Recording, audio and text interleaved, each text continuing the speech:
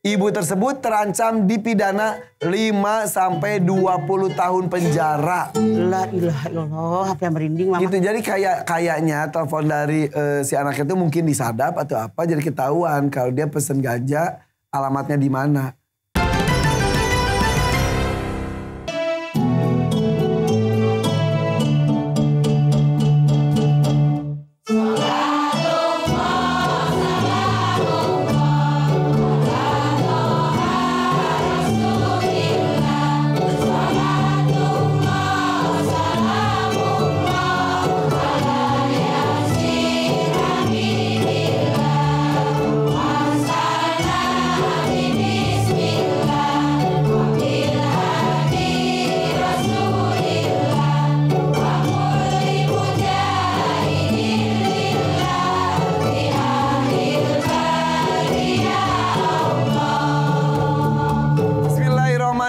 Assalamualaikum warahmatullahi wabarakatuh. Waalaikumsalam warahmatullahi wabarakatuh.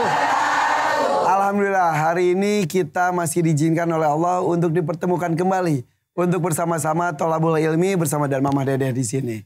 Ibu, Bapak sehat semuanya? Alhamdulillah. Nih yang hadir di studio pemirsa di rumah, ada yang datang dari Majlis Taklim Al Amin Serang.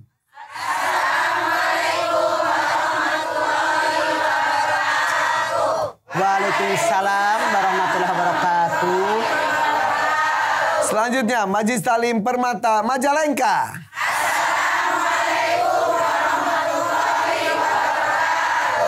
Waalaikumsalam warahmatullahi wabarakatuh.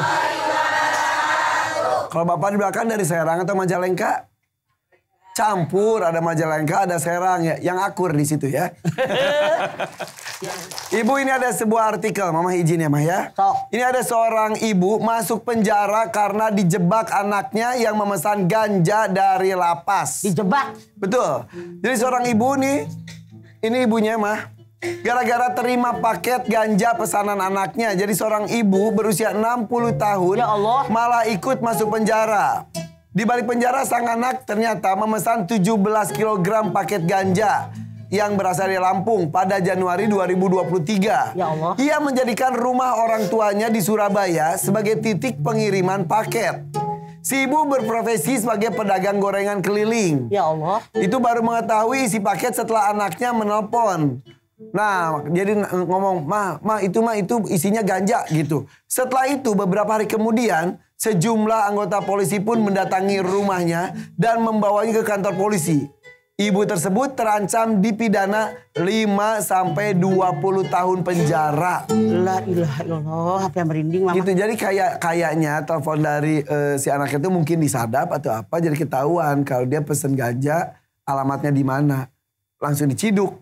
Mama berpikiran begini. Boleh jadi di anak waktu masih bebas minta duit ke emaknya buat beli ganja atau beli apa. Emaknya tukang gorengan gak punya duit. Ternyata dia di penjara. Nih perkiraan mama. Di penjara pasti merasa tidak nyaman. Betul? Nah dia kesel sama emaknya. Gue gara-gara emak gue nih gak dikasih duit. Dia pengen balas dendam dengan cara biar emak saya nyobain di penjara. Mungkin kalau mama ralinya bisa seperti itu ya. Tapi bisa juga sebuah kecelakaan tanda kutip melibatkan orang tuanya jadi nggak tahu menau jadi di penjara. Intinya sih seperti itu ya Maya. Kalau mama sih mungkin berpikir ibunya ini karena anaknya sebel sama ibunya biar nyobain di penjara. Mungkin kalau malah larinya ke sebelah. Saya mah tidak mah. Okay. Bismillahirrahmanirrahim. Assalamualaikum warahmatullahi wabarakatuh. Waalaikumsalam warahmatullahi wabarakatuh. Alhamdulillah dzikrihi tatma'innul qulub bi fadlihi tughfaru dzunub asyhadu an la ilaha illallah al khaliqul ma'bud wa asyhadu anna muhammadar rasulullah shariful maut. Wassalawatullahi wassalamuhu ala sayyidina Muhammad sallallahu alaihi wasallam wa ala alihi wa ashabihi wa ahli taqwa wa ma'rifatihi wa man tabi'ahum bi ihsanin ila yaumiddin. Keluargamu musuhmu. Allah Subhanahu wa taala berfirman dalam At-Taghabun ayat 14. Bismillahirrahmanirrahim. Ya ayyuhalladzina amanu inna min azwajikum wa auladikum aduwwan lakum fahdharhum. Hai orang yang beriman, sesungguhnya istri-istri kalian anak cucu turunan kalian, ada yang jadi musuh buat kalian. Anda lihat, ada nggak bapak yang benci sama anak? Ada. Digebukin sampai mati.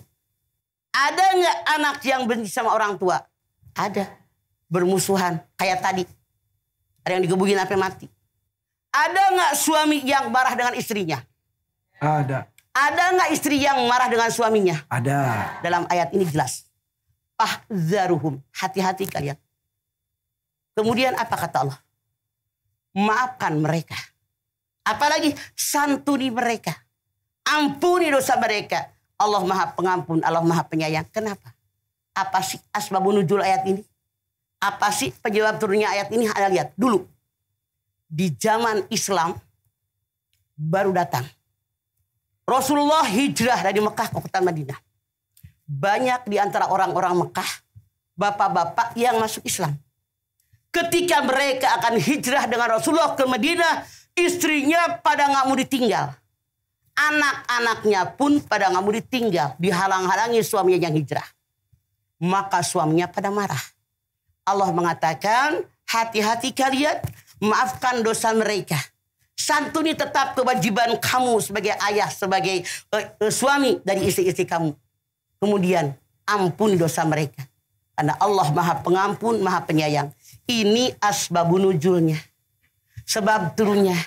Jadi ketika laki-laki di Mekah sudah pada masuk Islam, ingin ikut Nabi ke Madinah, istrinya marah. Anaknya marah. Mereka melarang suaminya hijrah ikut dengan Rasulullah. Tapi setelah Rasul Fathul Mekah, maka mereka baru mengizinkan. Makanya hati-hati kalian, maafkan mereka, santuni tetap karena kau sebagai kepala keluarga. Ampuni dosa mereka. Allah saja Maha Pengampun, Maha Penyayang. Jadi kita sebagai keluarga jangan menukarkan kecintaan kita kepada Allah. Silahkan Anda lihat di dalam surat Al-Munafikun ayat 9. Ya ayyuhalladzina amanu la tulhikum amwalukum wala auladukum an dzikrillah wa may ya'mal dzalika faulaika humul khasirun. Hai orang yang beriman, jangan kalian tukarkan kecintaan kalian kepada anak cucu turunan kalian. Jangan kalian tukarkan kecintaan kalian kepada harta yang dimiliki. Dengan zikir kepada Allah. Siapa yang melakukannya, dia orang rugi. Jadi, punten. Gara-gara anak, ya Allah, nih bapak rela jadi koruptor. Anak pengen mobil, diikutin. Kemudian, gara-gara bini pengen gelang, pengen mobil baru, pengen rumah baru. Suami rela mengorbankan harga dirinya. Mengorbankan pangkat dan jabatannya. Itu namanya musuh.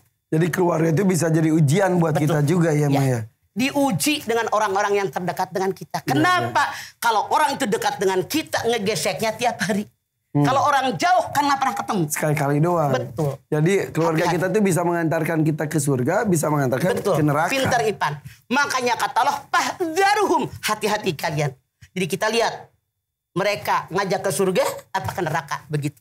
Oke, kalau begitu. Berarti kita harus hati-hati dengan lingkungan terdekat kita, yaitu keluarga kita sendiri. Kita. Dan kita yang harus menentukan juga. Betul, ya. Karena kita adalah yang mempunyai pikiran yang normal, dekat kepada Allah, kita bisa memilah dan memilih dengan akal sehat yang ada paling atas daripada nafsu yang di bawah. Makanya ketika kita satu keluarga, visi misinya sama, ujungnya untuk Allah, itu akan sejahtera dunia dan akhirat. Kalau kita pengen niat masuk surga sekeluarga, visi misi samakan bapak ibu anak. Tapi sebagai manusia di alam dunia, masing-masing punya visi misi tersendiri.